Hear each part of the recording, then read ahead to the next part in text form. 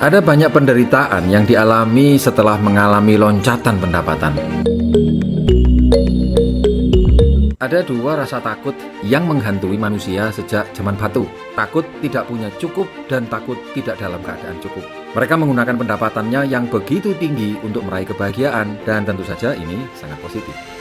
Namun, di tengah perjalanannya mereka mengacaukan pengertian antara kesenangan atau pleasure dengan kebahagiaan. Ada banyak kesenangan yang dia miliki bukan karena membutuhkan, tetapi karena semata-mata menginginkan. Kebanyakan orang kaya yang saya tahu mencari kebahagiaan dengan berburu kesenangan. Seperti kebanyakan orang kaya, mereka berburu mainan. Seperti saat anak-anak, dia merasa senang dengan memperoleh mainan dan mengumpulkannya, lalu ditumpuk begitu saja dan tidak pernah lagi digunakan. Siapa yang mati dengan mainan paling banyak, dialah pemenangnya. Orang seperti ini menurut Erich Fromm memperoleh kesenangan dalam memiliki, bukan dalam menjadi. Dalam having, bukan being. Sebagian lagi mencari kesenangan dengan berbelanja. Mereka menghabiskan waktu lebih banyak di mall dibandingkan di masjid, gereja, atau rumah ibadah lainnya. Mengumpulkan barang-barang yang umumnya tidak bermanfaat secara langsung bagi dirinya. Dalam pikirannya, dia bisa memberikan manfaat untuk orang lain. Memberikan kepuasan dalam pandangan orang lain. Padahal, belum tentu orang lain akan merasa bahagia atas kemasan bagus diri kita. Punya ini, punya itu, belum tentu mereka akan ikut bangga.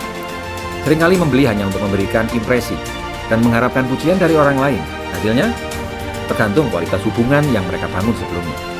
Bisa ikut senang atau kagum, namun bisa pula sinis. Untuk menyimpan barang-barang, mereka memerlukan rumah yang lebih besar. Di rumah itu disimpan segala hal kecuali diri mereka sendiri. Mereka telah kehilangan dirinya.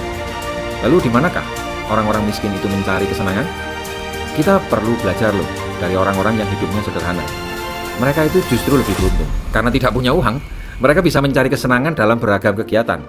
Bahkan tidak harus mengeluarkan uang, seperti ngobrol dengan tetangga, bercanda dengan anak-anak, nonton televisi, atau tayangan seperti ini, berolahraga dengan alat-alat yang seadanya.